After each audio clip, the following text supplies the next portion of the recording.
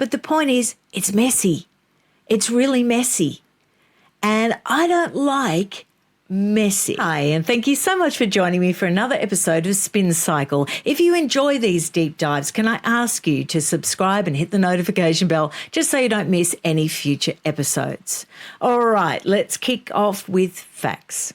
In 2023, Archwell Foundation actually gave $146,500 to a woman called Jory Craig. In 2022, they gave her $120,000 from Prince Harry and Meghan Markle's charitable foundation, Archwell.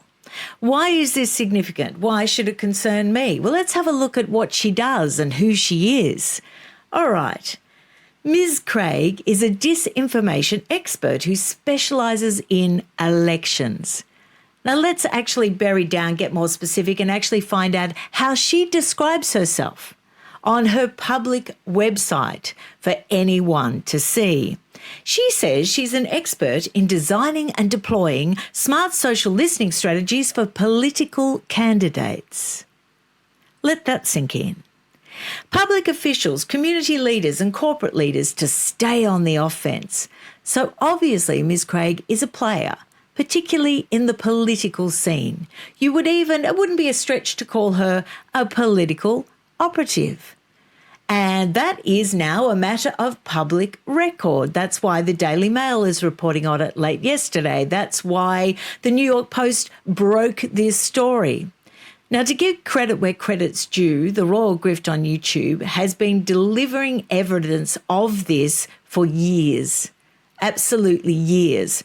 Now, I think that her story may not have gained traction because she is clearly sympathetic to the Conservatives in the USA. So therefore, anyone that isn't particularly aligned with Conservative political values tends to dismiss her statements. They tend to dismiss it as propaganda or that she's got an agenda, a political agenda. Well, this has nothing to do with politics, nothing whatsoever. And what she was sounding the warning bell of has been now publicly proved. Anyone, like I said, can go and view these public documents and they verify what she has been trying to say.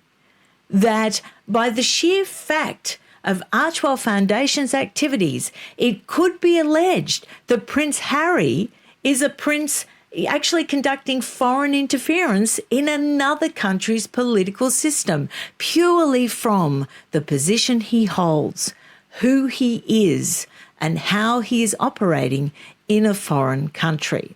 So that is what I want to examine in this episode. Now, it's been reported that these aren't actually isolated incidents, that Archwell Foundation has actually given money to other operatives that could be considered to be very clearly affiliated with the Democratic Party in the USA. Now, the sort of counter-argument to that is that they're donating to charitable causes that are conducted by these operatives or by these people, prominent people. And it's merely a coincidence that these people are so closely affiliated with the Democratic Party in the USA. Now, if you are a Democratic Party voter in the USA, or if you are a person living in another country that is very much affiliated with the values of the Democratic Party, I want you to play fair while watching this video, because that is what I had to do, because I'm not necessarily affiliated with the right or with conservative values, but I am affiliated with the truth, with justice, and playing fair. And to me, this is very much not playing fair. Put the shoe on the other foot. If you were actually, a Democratic voter heading into an election and the Conservative Party, a charitable foundation set up by a prince of the monarchy, the British monarchy, was actually in your country and making sizable donations to Conservative operatives, Conservative Party operatives. If you were a Democratic voter, wouldn't you object to that? Wouldn't you worry about foreign interference? Wouldn't you worry about what was actually happening, what influence was being rolled out in the name of the king? So every argument I make throughout this episode, I want you to put your shoes on the other foot and always consider it from both perspectives, because this is not a political issue.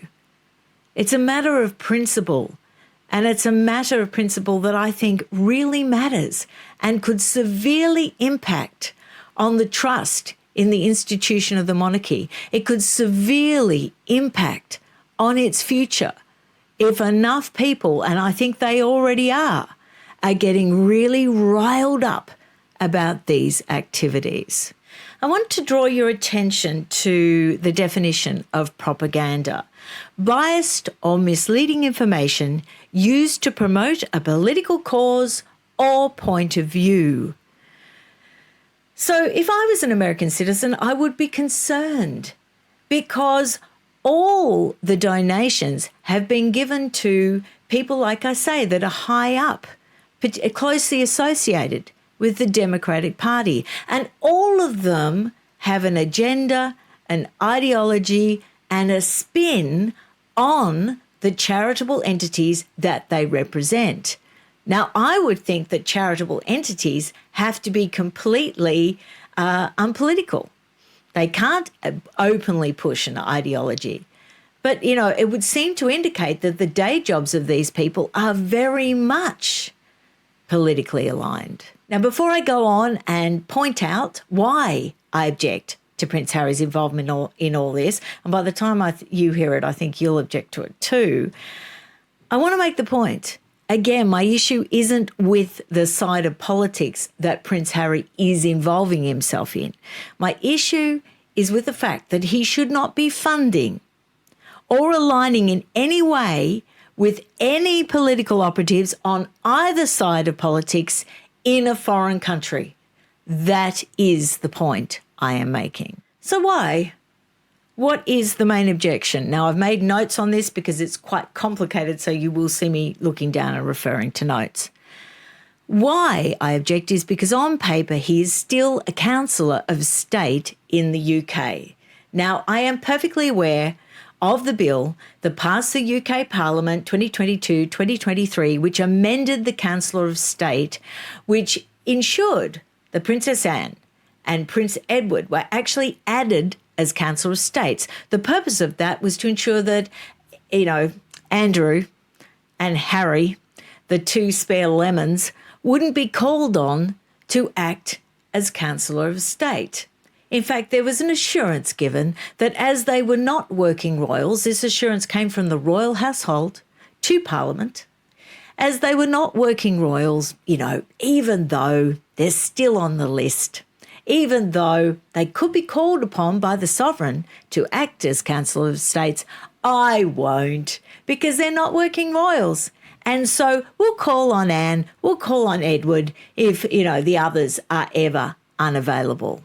Well, I'm sorry, I don't think that's good enough. And in the light of the activities that Prince Harry and Meghan Markle have carried out on behalf of Archewell Foundation, I think very definitely it is not good enough. So they were not removed. That was all put in the too hard basket. And really, to be, you know, frank, the palace made it quite abundantly clear that they didn't want them removed. It was clearly reported at the time that although they were to abide by any decision made by the Parliament, their preference was clear. So everyone came to an agreement, and it was agreed that the Parliament had more important issues to debate, more important things to concern themselves with, and so it was left as is with just the amendment. Okay, so the fact remains, Harry and Andrew are still listed as Counsellors of State in the UK. Make that very clear. Now, the bill was fast-tracked through the House of Lords in November 2022. On November the 14th, King Charles III actually asked Parliament to add Princess Anne and Prince Edward to the list, and this amendment was passed November 23rd, 2022. So what's the problem anyway, Shauna? I mean, Counsellors of State have no real power. They can't dissolve Parliament or anything. Well, yes, they can. if the monarch actually requests them to. Upon their express instruction, they can dissolve Parliament. Oh, you're making a mountain out of a molehill. When has a monarch ever dissolved a Parliament that's ever been in any way questionable? Well, I live in Australia, and you might remember that we had a Prime Minister, Gough Whitlam, where our Parliament was actually dismissed, and that was on the clear instruction of the monarch. There was another occasion, though, which wasn't quite as divisive as the Whitlam dismissal. And that was on February the 7th, 1974. The Queen Mother and Princess Margaret dissolved Parliament in the UK as Counsellors of State, acting on the instruction of Queen Elizabeth II.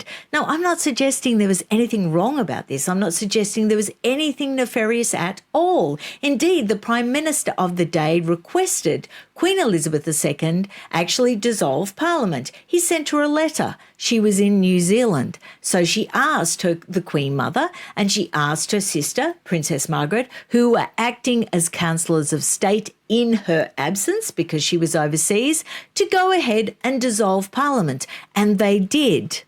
So the Prime Minister requested it. The Queen gave her instruction, and the Queen Mother and Princess Margaret dissolved the UK Parliament.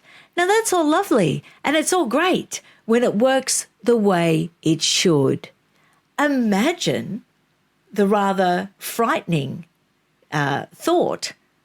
What if it didn't go as it should? What if a request was made by a renegade monarch to dissolve a parliament, and maybe if it wasn't even at the Prime Minister's request? Now, it could be argued that that would test the UK people's relationship with the monarchy, and then at that point the monarchy would be, at its end. I don't want to see that happen, but I want it cleaned up. I believe in a constitutional monarchy. I just don't want Prince Harry and Meghan Markle as Queen Consort of Australia one day because some unforeseeable tragedy occurs and they're next in line in the line of succession. I also don't want the unforeseen circumstance where every other Counsellor of State is unavailable, maybe through, again, an unforeseen tragedy, and the only Counsellor of State's left to call on are Prince Harry. Do you really want that situation? Would you really want any incidents where Prince Harry and, by extension, Meghan Markle and Prince Andrew have any sort of, say or power in any way? So my point is, unlikely, alarmist, bit of hyperbole, I know. But the point is, it's messy. It's really messy. And I don't like messy. So from what I've outlined to you and the position that Prince Harry holds, I think you will agree that it is just, practical that someone like that should conduct themselves in a politically impartial manner, particularly when they are the guest of another country, resident in another country. Now, that does not actually discount him from being a Counsellor of State, because Counsellor of State is actually determined by your origin of birth. Now, you can declare that you have a new origin, as in you're living in the USA, but it doesn't preclude you from being a Counsellor of State. Now, this amendment, they said, non-working royals will not be called upon. But by its very essence, Counsellor of States, as long as they are born in the UK, do not lose their right to be a Counsellor of State. So I think there is a serious principle at stake. And I think if ignored, it could severely harm the monarchy. It could make people very distrustful of the institution. So, what steps were actually taken to stop Harry and Andrew, to make sure that they will not be called upon? Basically, the royal household confirmed to Parliament that, they will not call on non-working members of the royal family. So it's just an assurance. It's not law. They're not removed. It's just a promise. So Harry and his children are also in the line of succession. They're in line for the throne. And really, the general attitude is, oh, don't be worried. Oh, don't worry about it. It'll be fine. And whenever anyone says that to me, I do worry. That makes me worry because often things aren't fine. So anyone out there watching this video with a sense of what is right, what is just, what is fair, can you see that this situation needs clearing up? Can you see that this situation is untenable? So I suggest that the UK government go back to the drawing board and think about it, because this Act was amended when the Conservatives were in power. So we can't blame the current, government in the UK for inaction. But now the Starmer government is in power. And whenever anyone raises the possibility of clearing this mess up and making sure that it's all locked down, and make sure that there are no future events that would appall everybody, you're held down because you're told that the Parliament has more important things to deal with. I would suggest that Prince Harry's activities over the last few years have made this overwhelmingly important to deal with. I would suggest that Prince Andrew's activities over the last decade or so make it overwhelmingly important. And particularly in Prince Andrew's case, there is a lot more to come out. And then if the Parliament acts, it's going to be a case of too little, too late, because the whole institution and trust in the institution is going to be completely eroded. So to wrap up, I would say that I think many people want this locked down because it's clearly wrong. And I think it will enable a lot of people to sleep better at night. And if I was an American citizen, regardless of which side of the political fence you actually are on, I would be concerned. I would be concerned. Is it acceptable for a foreign prince to fund, via his charitable foundation, operatives with clear political affiliations? Do you agree with that?